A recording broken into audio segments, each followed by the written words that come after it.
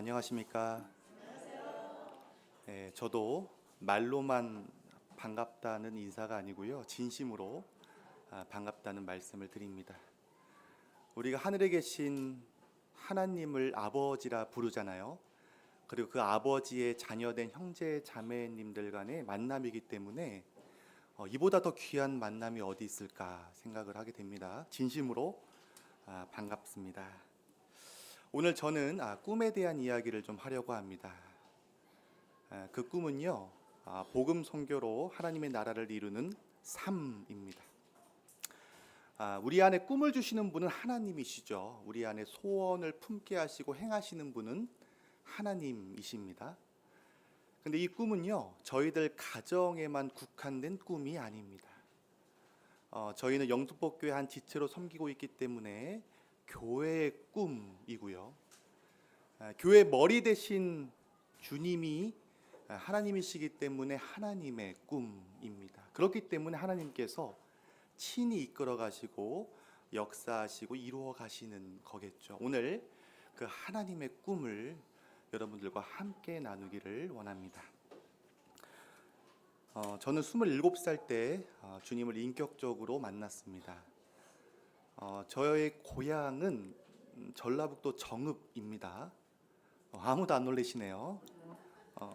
전라북도 정읍이 저의 고향입니다. 전주 밑에 있고요, 광주 위에 있습니다. 그렇게 이제 설명을 해드려야 어디에 위치해 있구나라는 것들을 좀 아시더라고요. 정읍은 굉장히 물과 공기가 맑은 동네입니다. 내장산으로 유명하죠. 내장산. 시골입니다. 시골.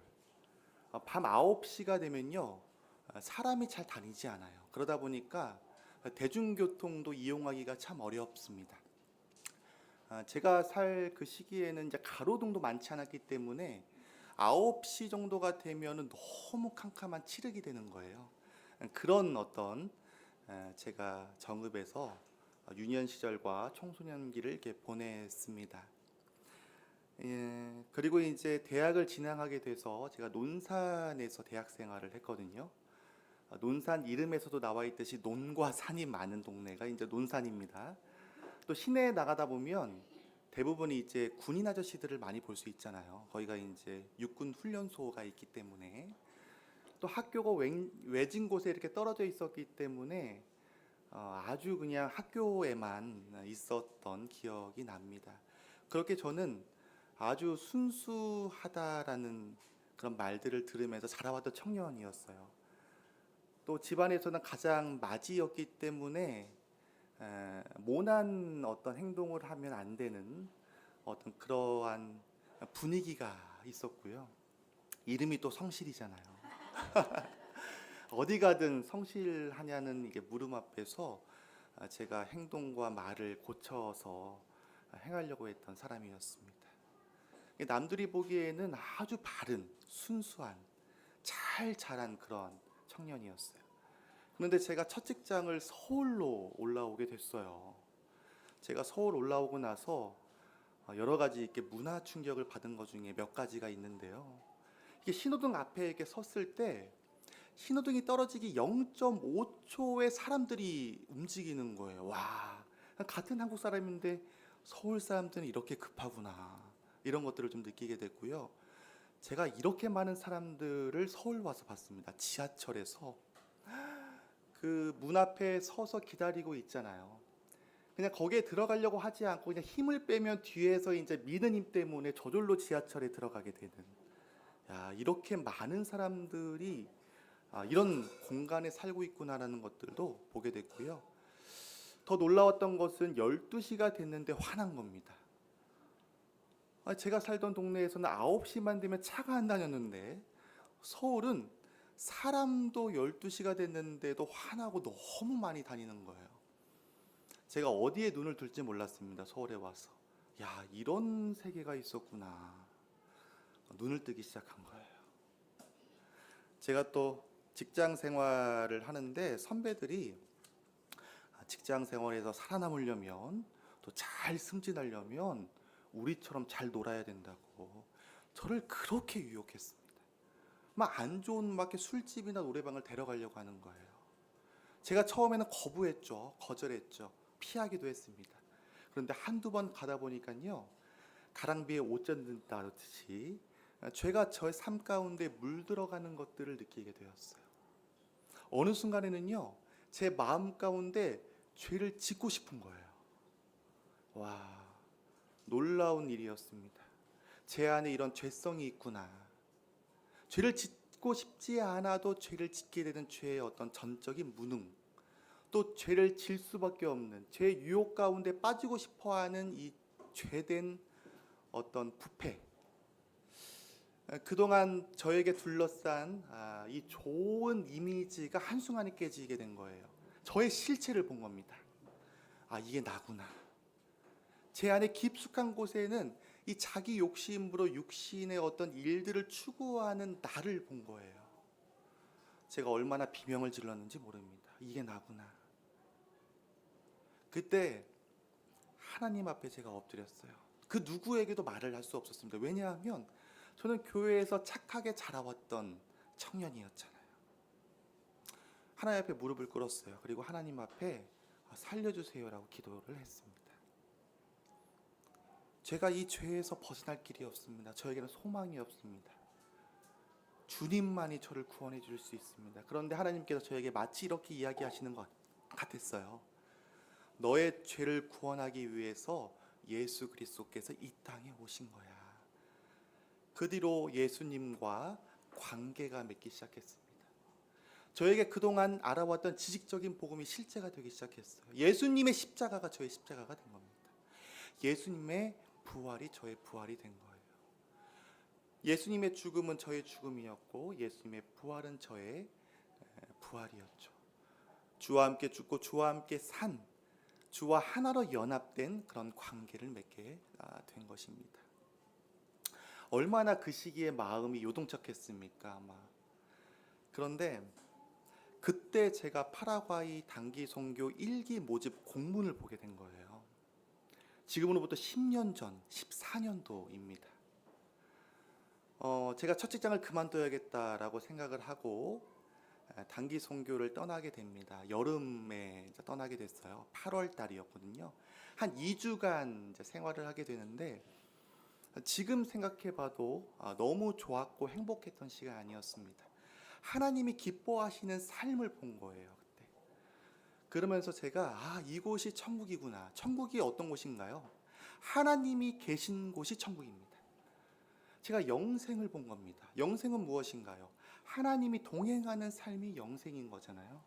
제가 영생을 맛본 거예요. 그러면서 제가 떠나오기 전에 이렇게 삶을 살아가면 하나님이 너무나 기뻐하시겠구나라는 말을 하면서 다시 오겠습니다 라고 약속을 하고 왔습니다. 근데 그 약속을 하나님이 들으신 거예요. 저에게는 언제나 그런 마음이 있었어요. 하나님 앞에 다시 오겠다는 서원함이 언제나 깊은 곳에 자리 잡고 있었습니다. 그렇게 이제 시간이 흘러가게 된 거죠.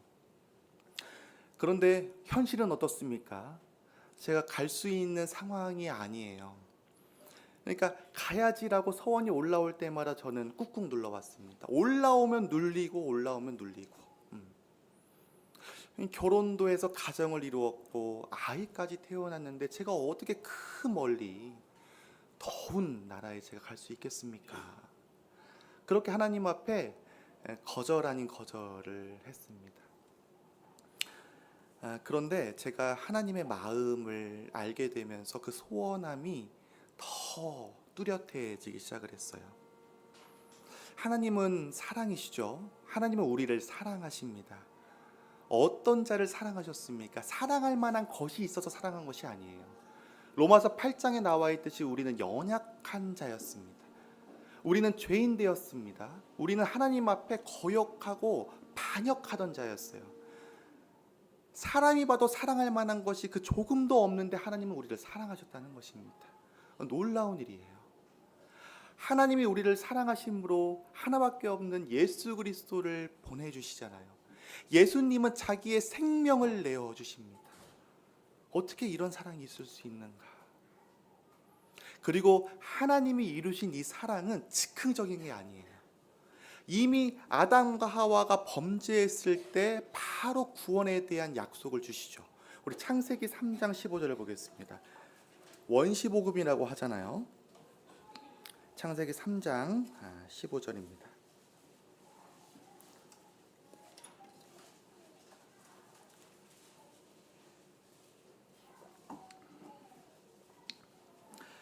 내가 너로 여자와 원수가 되게 하고 내 후손도 여자의 후손과 원수가 되게 하리니 여자의 후손은 내 머리를 상하게 할 것이요 너는 그의 발꿈치를 상하게 할 것이니라. 여기에서 여자의 후손은 예수 그리스도를 가리키고 있죠. 또 원수는 사단과 마귀, 그를 따르는 악한 세력을 말하고 있는 것입니다. 그런데 아담과 하와가 범죄함으로 에덴 동산을 쫓겨났을 때 하나님은 이 약속의 말씀을 주세요. 내가 예수 그리스도를 통해서 십자가와 부활로 승리하겠다라는, 그에게 이런 약속을 주시면서 에덴 동산을 내보내는 걸 볼 수가 있습니다. 하나님은 우리에게 이루신 구원은 즉흥적으로 마지못해서 이루신 것이 아닙니다. 이미 범죄한 그 시점부터도 이미 하나님은 우원을 구원할 계획을 가지고 계셨다는 거예요. 심지어는요, 에베소서 1장을 보면 창세 전이라고 나와 있습니다. 사람도 짓기 전에 이러한 원대한 꿈을 가지고 계셨다는 거예요. 사람을 지으면 자기를 반역하고 떠날 것을 아심에도 불구하고 사람을 지으셨다는 겁니다. 이게 무슨 말입니까? 우리 에베소서 1장 말씀도 보겠습니다. 에베소서 1장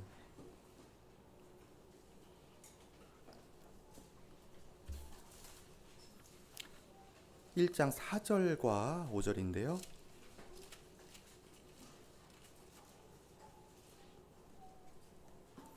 또 창세전에 그리스도 안에서 우리를 택하사 우리로 사랑 안에서 그 앞에 거룩하고 흠이 없게 하시려고 그 기쁘신 뜻대로 우리를 예정하사 예수 그리스도로 말미암아 자기들의 아들들이 되게 하셨으니. 하나님은 사람을 지으시기 전에 기쁘신 뜻이 있었는데요. 어떤 뜻입니까? 자기의 아들들이 되게 하셨으니. 피조물인 사람을 하나님의 자녀 삼기 위해서 사람을 만드셨다는 겁니다. 제가 이 사실을 성경을 통해서 알고 나서 삼지나웃이 된 거예요. 3번 무릎 꿇게 된 겁니다. 제 삶을 하나님 앞에 드리겠다는 고백을 할 수밖에 없었어요. 그런 고백 속에서 제 안에 있었던 서원이 선명해지게 된 겁니다. 그리고 제가 작년 11월 달에 단기 선교 파라과이를 가야겠다라고 결단을 하게 돼요. 그 결단의 계기는 이렇습니다. 하나님의 약속이요, 삶에 성취되느냐 성취되지 않느냐는 믿음으로 결부시켰느냐 안 시켰느냐에 따라 달라지는 겁니다. 믿음에 따라서 결과가 달라진다는 거예요. 저는 하나님의 약속의 말씀이 너무나 많았습니다. 그런데 저는 그 앞에서 항상 머뭇거렸어요. 하나님의 약속인데도 불구하고 저는 믿지 못했던 것입니다. 항상 갈등하는 자였습니다. 그런데 이제 하나님의 말씀을 말씀대로 믿고 행하고자 하는 마음을 제가 먹은 것입니다. 이스라엘 백성들을 보면요, 모세의 인도를 받은 이스라엘 백성들을 출애굽 1세대라고 하고, 여호수아의 인도를 받은 이스라엘 백성들을 출애굽 2세대라고 이야기를 했을 때 이 두 세대는 약속의 땅 가나안 땅을 다 약속받았습니다. 그런데요, 누가 가나안 땅에 들어갔나요? 2세대가 들어간 거예요. 1세대는 하나님의 약속을 받았음에도 불구하고 믿음으로 결부시키지 않았습니다. 하지만 2세대는 하나님의 약속의 말씀을 받고 믿었죠. 그렇기 때문에 가나안 땅에 들어간 것입니다. 이 약속은요, 중요한 게 있습니다. 약속을 한 자와 받는 자가 있잖아요. 누가 중요할까요? 약속을 한 자가 중요합니까? 약속을 받은 자가 중요합니까? 약속을 한 자가 중요한 거예요. 약속을 한 자가 지켜야 이루어지는 것입니다. 하나님께서 우리에게 약속을 하시고 우리는 받은 것입니다. 저는 그 약속을 믿음으로 취하자라는 생각을 하게 된 거예요. 우리 마태복음 6장 33절 말씀을 볼까요? 마태복음 6장 33절입니다. 우리가 잘 아는 말씀이죠. 그 앞에 보면 우리가 살아가면서 염려하는 것들이 나오게 됩니다. 그렇지만 그 염려에 사로잡히거나 그 염려에 매이거나 그 염려에 잠기지 말라라고 이야기를 하고 계시는 거죠. 공중의 새를 보라라고 이야기하시면서 그들도 하나님이 기르시는데 너희는 귀하지 않냐. 또 들에 핀 백합화도 보게 하시고 들에 핀 들풀도 그 잎이시거늘 믿음의 작은 자들아 왜 염려하고 있느냐라고 말씀을 하십니다.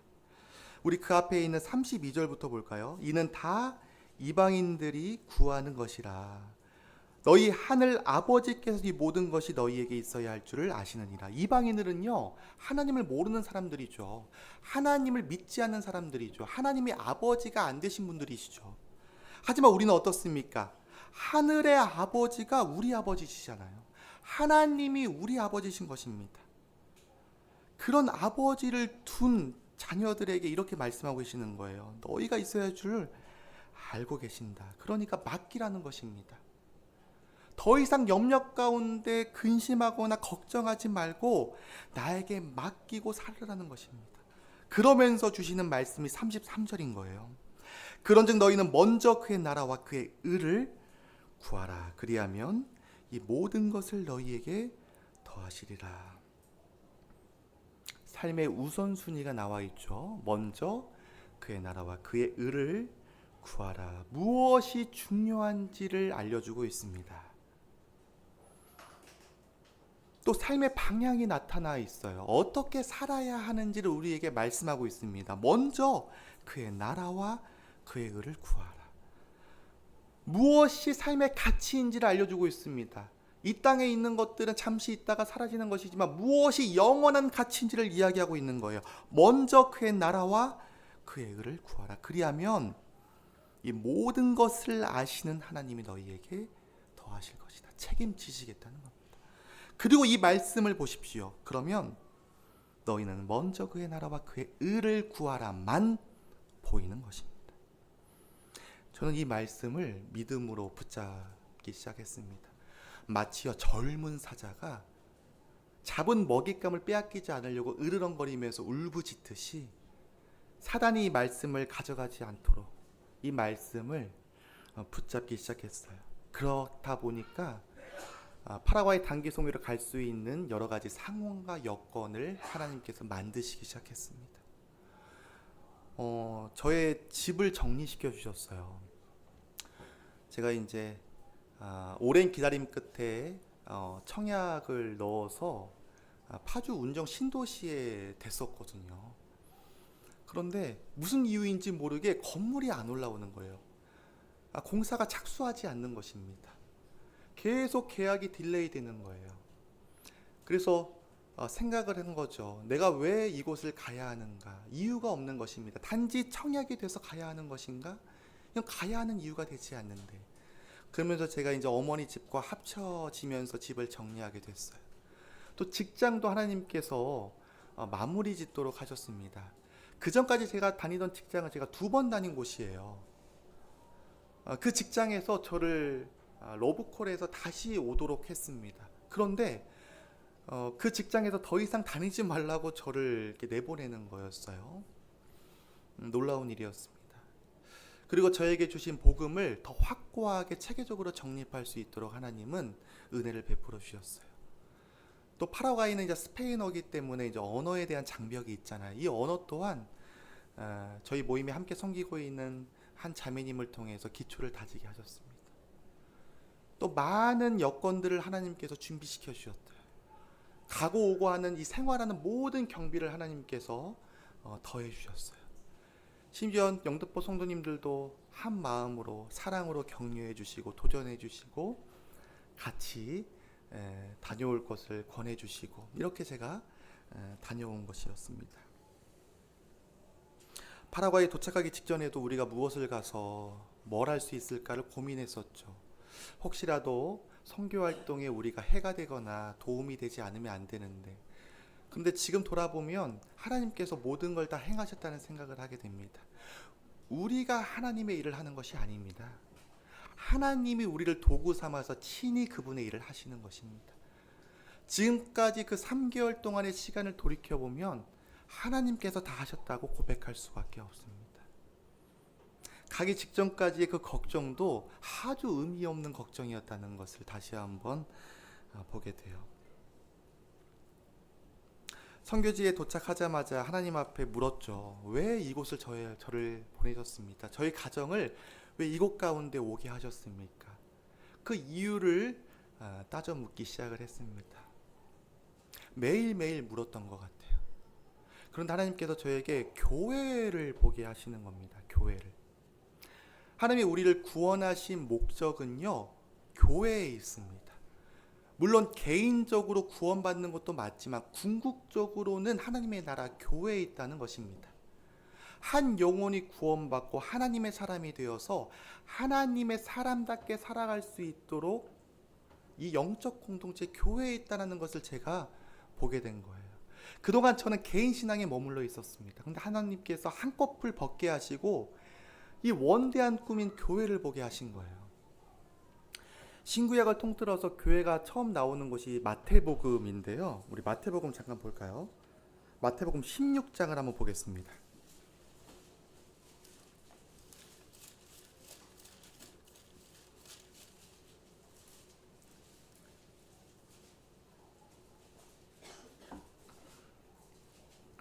마태복음 16장 13절부터 제가 읽도록 하겠습니다. 예수께서 빌립보 가이사랴 지방에 이르러 제자들에게 물어 이르시되 사람들이 인자를 누구라 하느냐. 이르되 더러는 세례 요한, 더러는 엘리야, 어떤 이는 예레미야나 선지자 중에 하나라 하나이다. 이르시되 너희는 나를 누구라 하느냐. 시몬 베드로가 대답하여 이르되 주는 그리스도시요 살아계신 하나님의 아들이시니이다. 예수께서 대답하여 이르시되 바요나 시몬아 내가 복이 있도다. 이를 내게 알게 한 이는 혈육이 아니요 하늘에 계신 내 아버지시라. 또 내가 내게 이르노니 너는 베드로라. 내가 이 반석 위에 내 교회를 세우리니 음부의 권세가 이기지 못하리라. 예수님께서 제자들 향해서 물으시는 거예요. 너는 나를 누구라 하느냐. 그랬더니 제자들 중에 나서기 좋아하는 베드로가 예수님께 답을 하는 겁니다. 주는 그리스도시요 살아계신 하나님의 아들이십니다. 예수께서 답하시죠. 이것은 어떤 혈육이 아닌 인간적인 어떤 지식으로 아는 것이 아니라 하늘에 계신 아버지께서 너에게 그것을 알게 하신 것이다. 그러면서 내가 이르노니 너는 베드로라. 내가 이 반석 위에 너가 금방 말한 그 신앙 고백 위에 교회를 세우겠다라고 하는 것입니다. 근데 이 교회를 하나님이 어떻게 말씀하시냐면요. 내 교회라고 하시는 거예요. 내 교회. 이 교회는 그 누구의 교회도 아닙니다. 예수님의 교회입니다.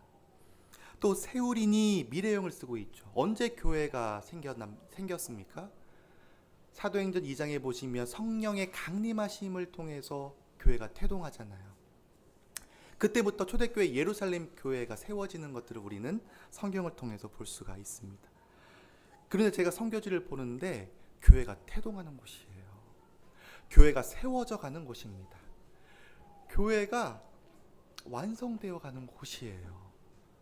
그런 선교지에서의 삶을 살아가는데 제 마음 가운데 선교사의 꿈을 꾸게 되었습니다. 이 꿈이 제 마음을 이렇게 주장하기 시작을 하는 거예요. 그러면서 하나님 앞에 이제 뜻을 묻기 시작했죠. 하나님, 이게 무엇입니까? 하나님의 뜻이 무엇입니까? 하나님이 원하는 것이 무엇입니까? 마치요, 야곱이요, 약복강에서 하나님과 씨름했던 장면을 생각해 보세요. 생사를 건 씨름이잖아요. 하나님 저에게 복을 주십시오. 그 움켜짐을 우리는 잘 알고 있죠. 저도 하나님 앞에 매일 씨름을 했습니다. 도대체 하나님이 원하시는 것이 무엇입니까? 하나님의 뜻이 무엇입니까? 그런데 하나님께서는 저에게 그런 꿈을 계속 꾸게 하시는 거였어요. 외적인 부르심이 더 심하게 올 때마다 내적 갈등은 더 깊은 어떤 씨름 가운데 인도를 하셨습니다. 근데 선교사의 꿈을 키워가는 저에게 두 가지의 걸림돌이 있었어요. 첫 번째는 뭐냐면 믿음입니다. 두 번째는 사랑이에요. 아니, 선교사가 되려면 믿음도 강하고 사랑도 막 충만해야 되는 거 아닙니까? 저는 하나님 믿음도 없어요. 사랑도 없습니다. 그게 바로 접니다. 하나님 더 잘하시잖아요. 그런데 제가 어떻게 선교사로서의 삶을 살아갈 수 있습니까? 그런데 하나님은 이 물음에 답을 주시는데요. 우리가 히브리서 11장이 믿음에 대한 정의가 나오잖아요. 한번 보겠습니다. 히브리서 11장 1절입니다.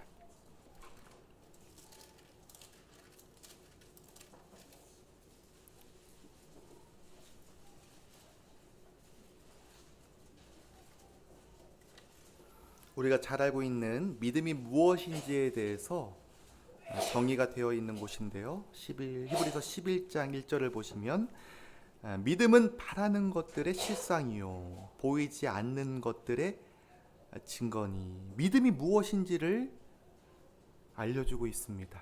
이 바라는 것, 우리가 소망하고 기대하고 꿈꾸는 것이 실제가 되는 것이 믿음이라는 거예요. 또 보이지 않는 것들의 증거니. 지금은 막연하고 뿌옇고 만지 안개가 껴있는 것처럼 잘 안 보이는데 결국에는 하나님의 살아계시고 역사하신다는 그 증거를 갖게 한다는 게 이 믿음이다라는 것입니다. 하나님은 저에게 이 믿음장에서 1절을 다시 한번 보게 하셨어요. 믿음은 나를 보는 것이 아니구나. 하나님을 보는 것이구나. 이 믿음은 나로부터 오는 것이 아니구나. 하나님으로부터 오는 것이구나. 우리 구원도 그렇지 않습니까? 우리에게는 아무 소망 없는 자였는데 하나님께서 우리를 구원해 주신 거잖아요. 우리가 하나님을 보았을 때, 하나님을 의지했을 때 우리가 죄에서 건진받은 것이잖아요. 신앙도 마찬가지라는 것입니다. 그렇기 때문에 믿음에서 믿음으로 오직 의인은 믿음으로 말미암아 살리라. 오직 의인이 어떻게 살아야 하는지를 성경은 이야기하고 있죠. 심지어 4군데나 말하고 있습니다. 하박국 2장 4절에서도 그렇게 이야기하고 있어요. 히브리서에서도 이야기하고 있습니다. 10장 38절에. 로마서에서도 이렇게 이야기하고 있어요. 1장 17절에. 갈라디아에서도 이렇게 이야기하고 있습니다. 3장 11절에. 오직 의인은 믿음으로 말미암아 살리라.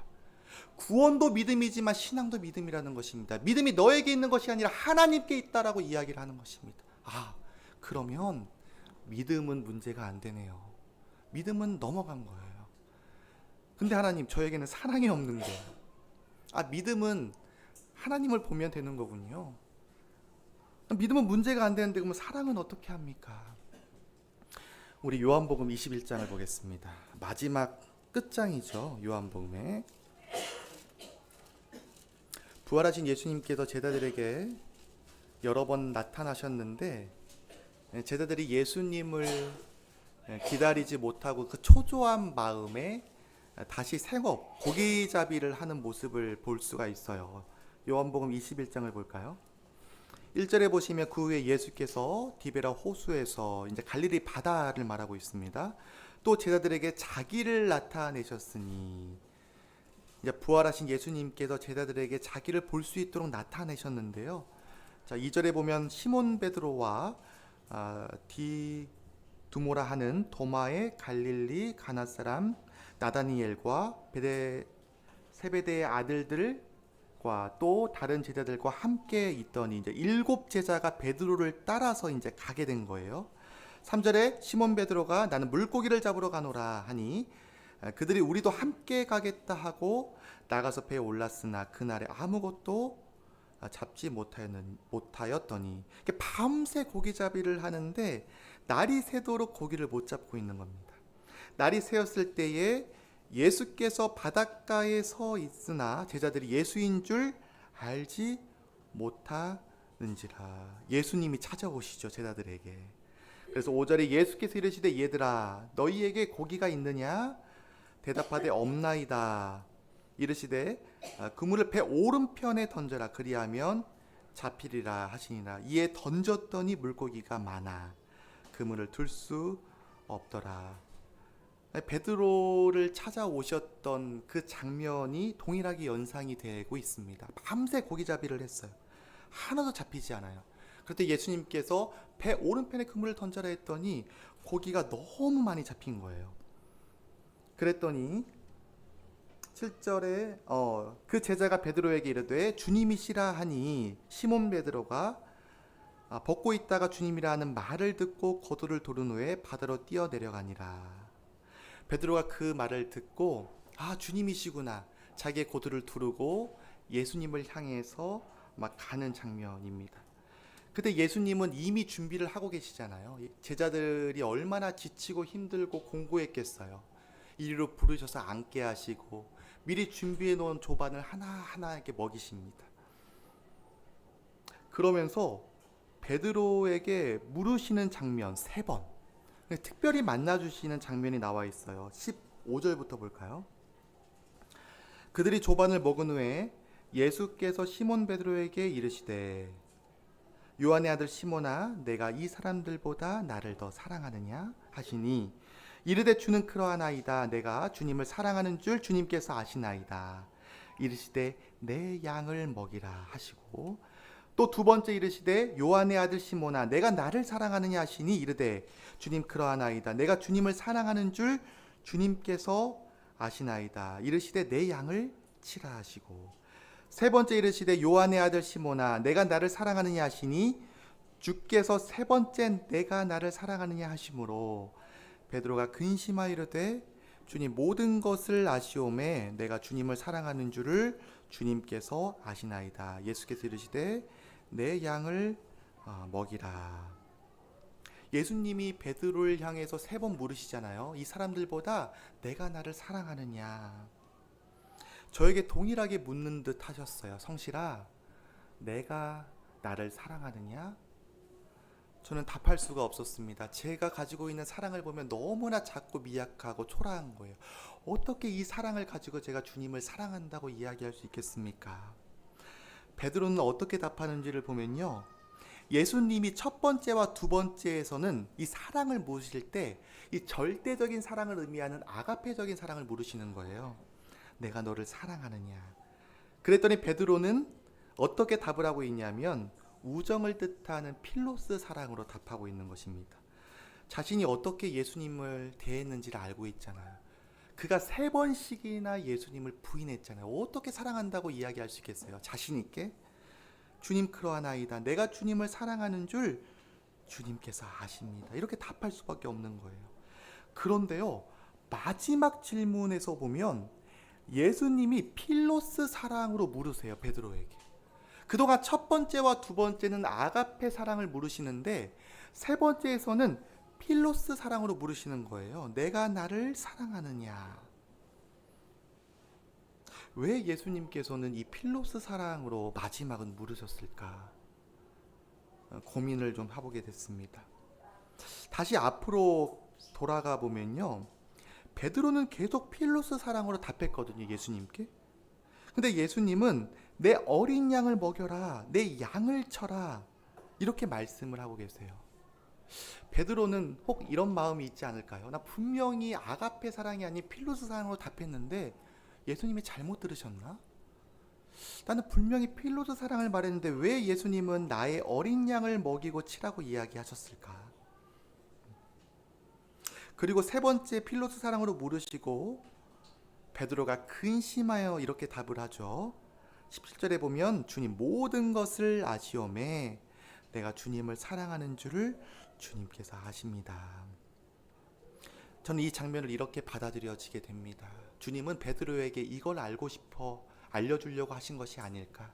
너가 나를 3번씩이나 부인했지만 나는 여전히 너를 사랑한단다. 그리고 너의 그 필로스 사랑도 나를 향한 사랑이 맞다. 그 사랑도 거짓 없는 참 사랑이 맞다라는 것을 베드로에게 알려주고 싶으셔서 이렇게 3번째는 필로스 사랑으로 물으시고 내 양을 치라고 하시지 않았을까. 이렇게 분별을 하게 됩니다. 베드로의 그 얹힌 마음이 한순간에 녹아졌을 거예요. 그가 이제는 주님을 향한 사랑으로 주님이 맡긴 이 사역을 감당했을 겁니다. 저도 주님을 사랑하거든요.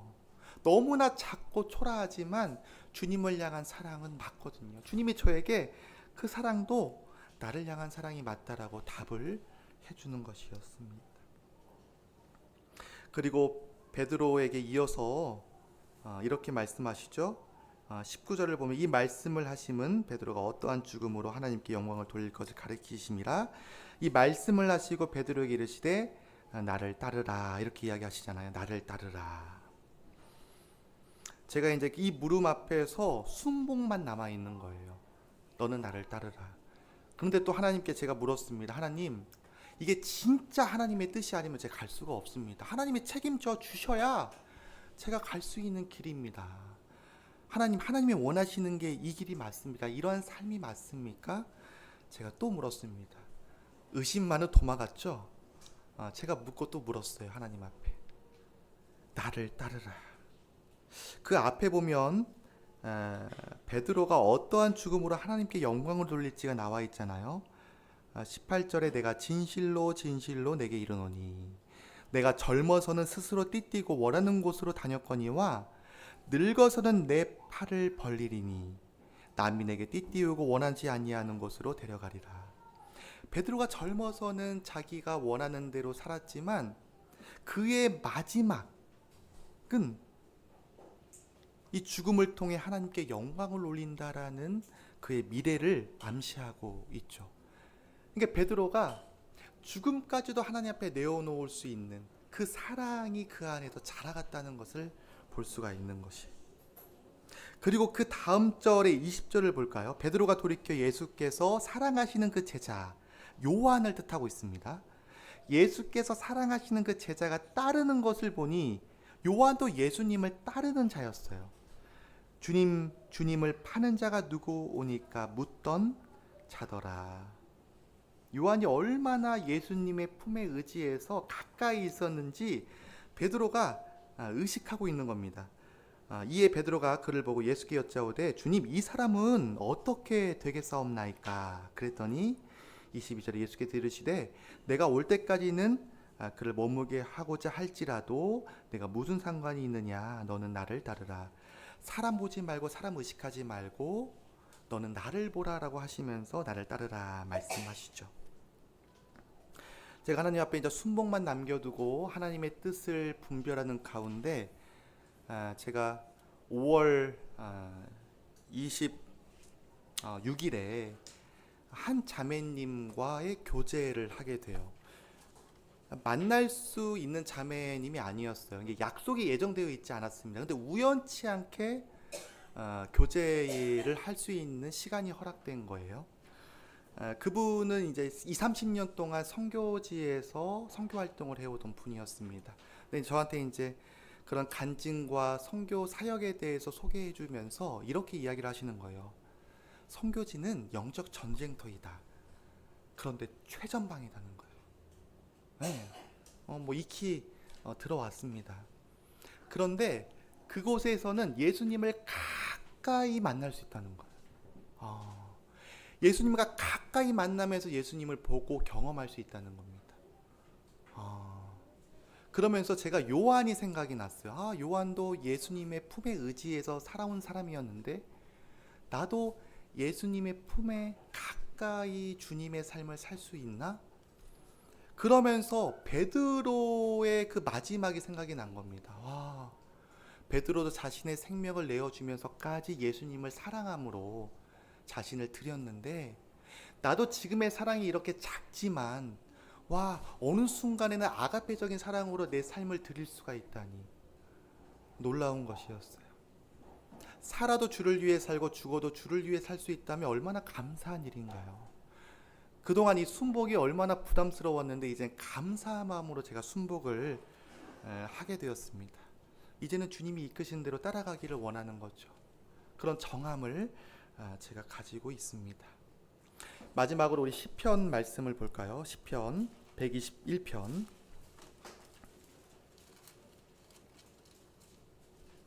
이 말씀은 제가 파라과이에 가서 세리또 교회에서 예배를 드릴 때 처음 저에게 하나님이 주신 말씀이에요. 근데 이 말씀이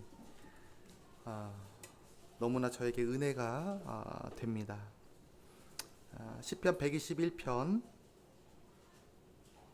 7절과 8절인데요.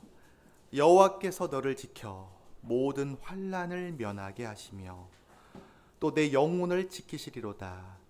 여호와께서 너의 출입을 지금부터 영원까지 지키시리로다. 지킨다는 말이 3번이나 나오죠. 하나님이 지켜 3번이나 반복해서 말씀하십니다. 하나님의 전적인 보호하심을 말하고 있어요. 그 누구도 해할 수 없는 것입니다. 하나님이 함께 하시는데요. 또 모든 환난에서 이렇게 나와 있죠. 모든 환난을, 이게 물리적인 어떤 환난뿐만 아니라 영적인 환난에서 또 하나님이 지키시겠다고 하는 부분인 것입니다. 또 출입을, 이렇게 나와 있잖아요. 출입을 우리가 일상생활 속에서 매 순간순간 모든 상황 가운데에서 지키겠다는 거예요. 또한 영원까지 지키시리라. 잠깐 지켰다가 그만두시는 게 아닙니다. 일시적인 것이 아니에요. 영원까지 지키시겠다는 어떤 보장을 해주고 계시는 것입니다. 끝까지 책임져 주시겠다는 것이죠. 지금도 인간적인 어떤 마음에 여전히 두렵고 떨림을 가지고 있습니다. 그런 어떤 연약함을 하나님은 저보다 더 잘 아시죠. 그러나 주님을 더 바라볼 뿐입니다. 그렇기에 주님을 더 의지하는 것입니다. 이 시간 우리 가운데 품으신 하나님의 꿈을 함께 나눴습니다. 꿈을 주신 분도 하나님이시죠. 꿈을 이루시는 분도 하나님이십니다. 저희들은 그 꿈을 믿음으로 붙잡으면 되는 것입니다. 그 꿈은 복음 선교로 하나님을 이루는 삶입니다. 우리가 함께 교회가 하나 되어 믿음으로 그 꿈을 꾸며 이루어가는 것을 목도하기를 원하는 것입니다. 하나님은 사랑이시죠. God is love. 하나님은 사랑이십니다. 하나님은 좋으신 분이시죠. God is good. 그리고 하나님은 God is missionary. 선교하시는 분이십니다. 그곳에서 하나님이 일하고 계십니다. 그 하나님을 바라보면서 우리가 더 앞으로 나아가기를 원합니다.